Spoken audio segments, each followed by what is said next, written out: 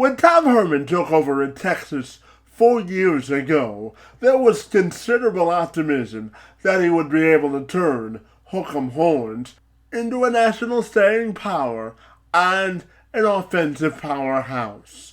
However, 4 years into this experiment, with a record of 32-18, highlighted by a 7-3 record this season, including a bowl win.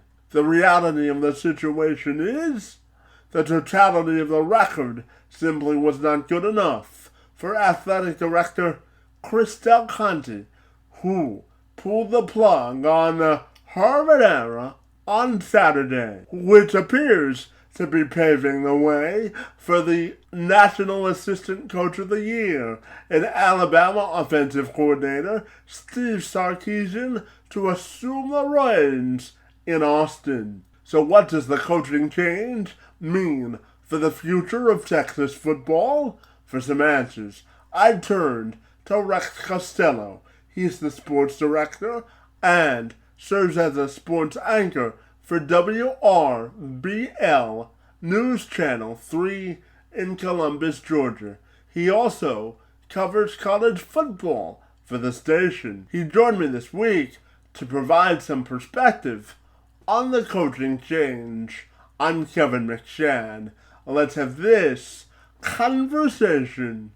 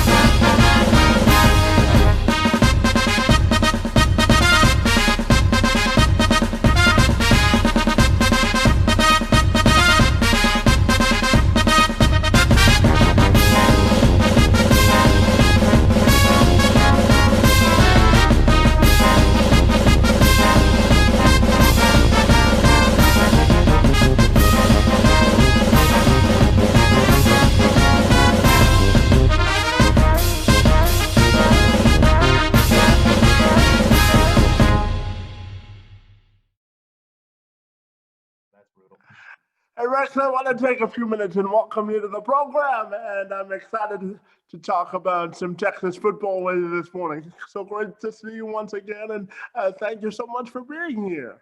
It's an honor to be here, Kevin. Glad to do it. So, Rex, can you tell me just your initial reactions on Texas deciding to move on from Tom Herman and move into a different direction with Steve Sarkisian? I have to be honest that with Tom Herman, it was such a good feel-good story for him to go from being a graduate assistant to getting the big job and leading Texas in the right momentum. I thought for a while there that his record against Oklahoma, his lack of Big 12 titles was going to put him in trouble. I did not expect him to be fired, but I'm also really not surprised. So the Texas boosters didn't give Charlie Strong a lot of time. And it was kind of known that Urban Meyer was always the number one target for this group, and they just got impatient. And it's really tough to do that, especially when Oklahoma is having so much success under Lincoln Riley. And I kind of saw it coming. I really hoped and cheered for his success, because with a program like Texas, when you have a guy who grew up in that program, understands the expectations, as crazy as they might be, I thought it was a good hire, and we saw slowly how things were turning around. Sam Ehlinger, to be honest, is the first legitimately nationally recognized Texas quarterback other than Colt McCoy. It's been a while, and I thought we were in the right momentum. When he got fired, I was disappointed, but I wasn't irate. I was kind of like, yeah, I kind of saw that coming. Do you think the expectations at Texas are too high? I know that there's a tradition at Texas, and I know that there's a certain standard. But what Texas has been dealing with the last couple of years, certainly you mentioned Charlie Strong. He only got 3 years, and Herman only got 4. So do you think he was given a fair shot, and do you think expectations are too high at Texas at all? I really don't think it. I don't think he got a fair shot. I don't think Charlie got a fair shot. Those are two great leaders of men. But I think the expectations are what they are. Texas wants to be a national champion. They want to be as relevant as Alabama is now, and they want to especially beat Oklahoma into the ground. It's one of those things where, do I think they're too high? I think there needs to be more patience. It's understandable that you want to be the best in the country, especially with the resources you have, the reputation that you have, and what you can provide coaches. You need to be patient. It's not going to happen in 2 years. I mean, I think the problem, Kevin, that a lot of people saw or have pointed to is Nick Saban was hired at Alabama, and 2 years later, they were the national champions. Texas is looking like we have a budget as comparable or even bigger than Alabama's. Why can't we do that? They didn't see the decades of work that Nick Saban had to put in at LSU and all the other places that he was at. And now Lincoln Riley has won 6 Big 12 conference titles in a row. It's tough. So I think they need to have more patience. And I hope that with this new hire, they give them at least 4.5, 5 years. Well, coaches are hired to get fired. You know that, Rex, right? Unfortunately, yes, that is the nature of the business. So, Rex, I'm also curious to ask you about what Herman did to contribute to sort of bringing Texas back to the national relevant picture. What do you think he did to help Texas along in that regard, if anything at all? Oh, I think he absolutely did so much. We were 4-0 in bowl games under Tom Herman. That is an incredible accomplishment for any other coach to be 4-0 in bowl games, and to have all the momentum that he had. I'm thinking that he should have stayed longer. I'll point to another situation where Auburn, if they went 4-0 in bowl games, or 5-0 in bowl games, I'm sure that the contract could be extended for Gus Malzahn, as frustrated as fans would have been in that situation. But Herman not only led them to more success, I thought he brought a new passion to it because he grew up in the Texas program. He brought a new imagination to the offense, and he was able to sell it. I mean, when you look at the roster, there's a lot of 5 stars on that Longhorns roster, and it's very impressive.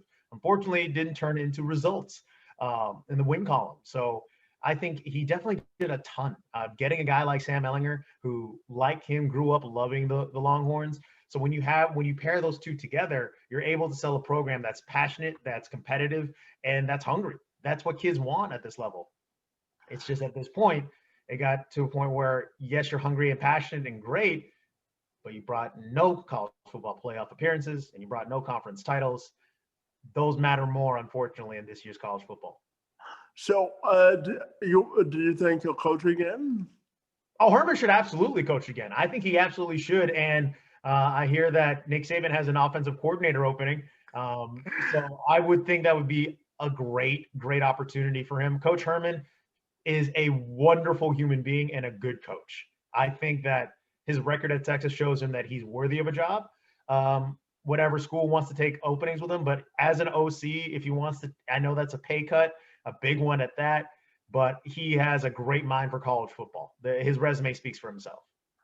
And just doing my research, preparing for this, I did some research on your Facebook page this weekend, and you were engaging in some thoughtful and very spirited discussions about the amount of money Texas is now paid to get rid of Herman. So I'm just wondering, especially in this pandemic, your thoughts on the financial commitment that had to happen to get rid of Tom Herman. I think you hit it right on the head. In a world of pandemic and people scratching for stimulus packages, and where people are really, really in pain, you can pay an entire coaching staff $49 million to just go home. It's head scratching. It really, really is. But is it understandable? Is it the world we live in? Unfortunately, yes. College football is a big business. And Kevin, we need another podcast to talk about this tangent. But I also think in this world, we understand that college football for some colleges is their lifeblood, and they invest a ton into it. Texas saw that. They're seeing that they're falling behind the wave of what Oklahoma is doing. And I keep pointing to Oklahoma because they have been the signature program of the Big 12. Texas wants to be that.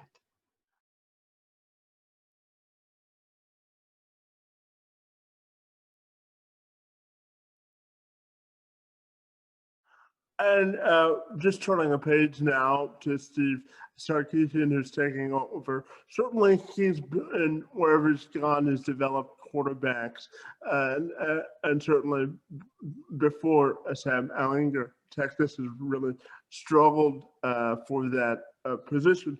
So, spreading it forward, what do you think Steve will bring to Texas once he takes over?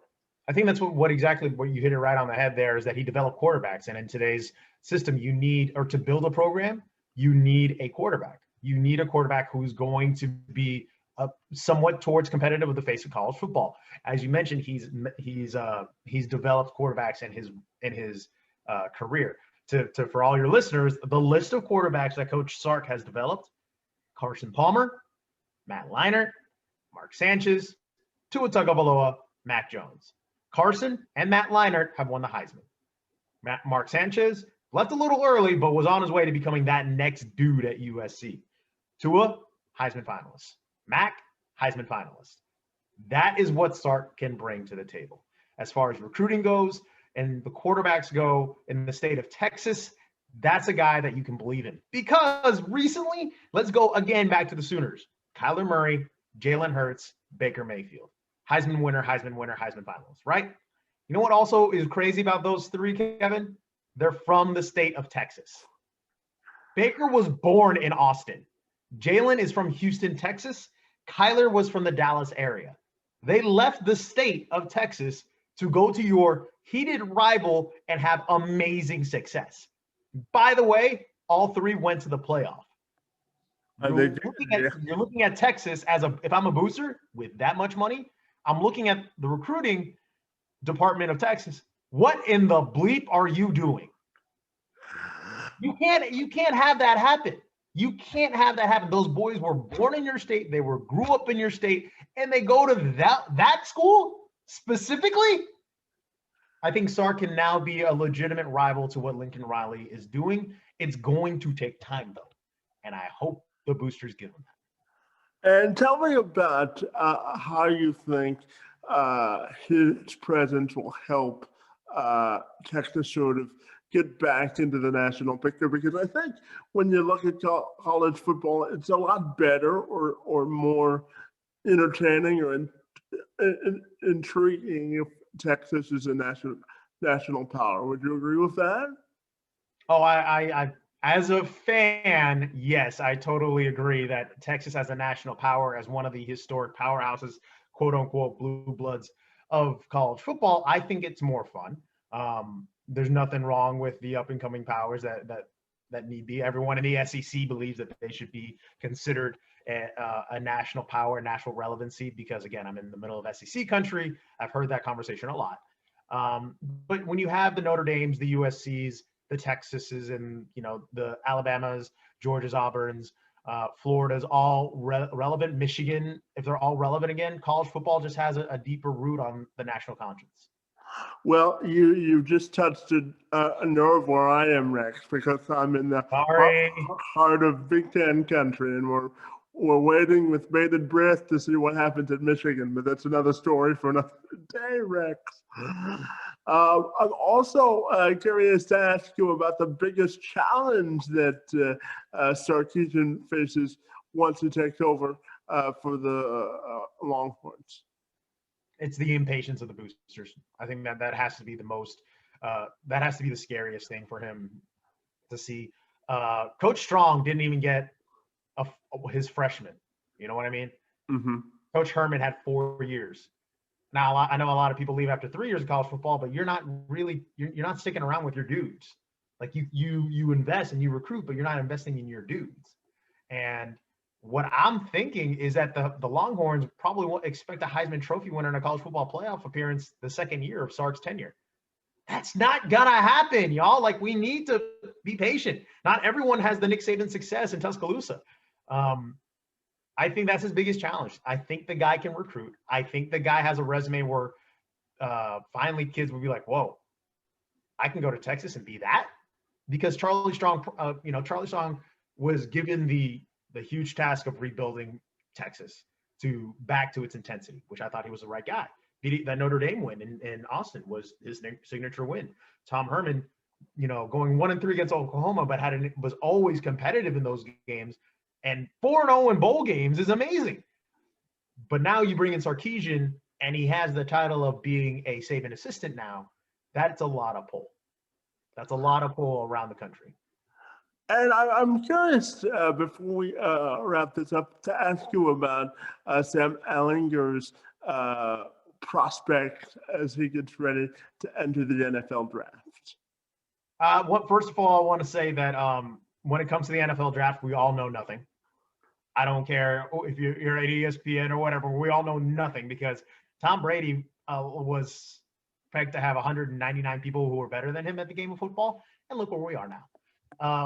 But I will say that Sam Ehlinger's prospect, he's incredibly competitive. He's very coachable, and I think he has the big arm that a lot of teams want.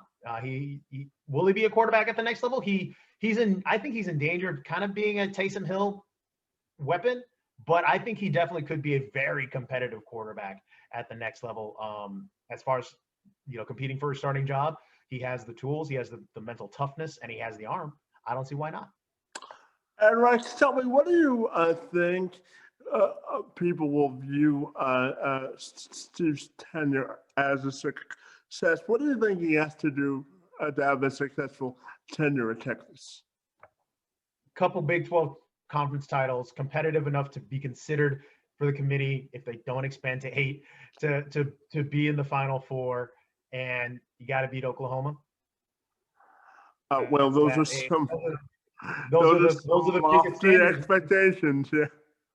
Welcome to Texas football. Hey, Rex, my final question for you is: what do you expect for the national championship game next Monday night, buddy? My Lord, we are going to have some fun. Mac Jones and Alabama is, if anyone has some doubt, yes, in Big Ten country, they do live up to the hype. Devontae Freeman is an absolute alien. By the way, Najee Harris, who is now leaping over grown Division I men in a single bound, is not a Heisman finalist. Mac Jones has been so incredibly impressive. And they have more dudes than just Devontae. Like, it is laughable how many riches they have at Alabama. Flip side, I don't know where this Justin Fields has been, but my God, wow. I know that you're towards the Michigan fan base, so I'm sorry to give him so much love. But the man basically took a battering ram to his ribs and still threw 6 touchdowns. So I'm very interested and intrigued to say that to see what happens. A lot of people were kind of writing off the season like it's just going to be Clemson and Alabama again, which I don't mind. I like sequels. For reference, I watched all Rocky movies and I own all the Fast and Furious movies. I like sequels. I don't care. I think that they're good, and you keep doing them well, enjoy it. We just watched season 3 of Cobra Kai. I will watch season 4 in a day. I had to tell myself to go to sleep in order to stop watching Cobra Kai.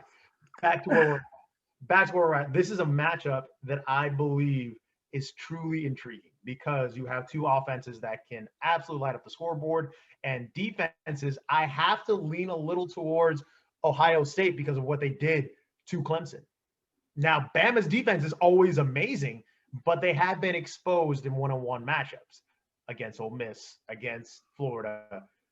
So I think the hill is much higher to climb for Alabama against this Ohio State defense because, again, granted, and a lot of people give the Big Ten crap for this, y'all only played how many games now? They only played 6 games. Ohio so State, yeah. They are. And I was, if you go through Facebook or see it on Twitter, yes, I have apologized to all Ohio State fans, including the ones in my office, because Ohio State is for real. So it's going to be very interesting, and I think that's a factor you have to talk about is that they're fresher, they aren't as beat up, and now you have to step up. And who do you think's going to win the game, buddy? Oh, I still believe that if Alabama is clicking on all cylinders because they've had the experience and the chemistry and the 2 Heisman finalists on their roster on the offensive side of the ball, Alabama by 7. Rex, it's always great to see you. I want to thank you for spending a few minutes with me talking some college and Texas football. I want to thank you for your time this morning. It's most appreciated. Kevin, keep being a light, my man. Keep doing your work.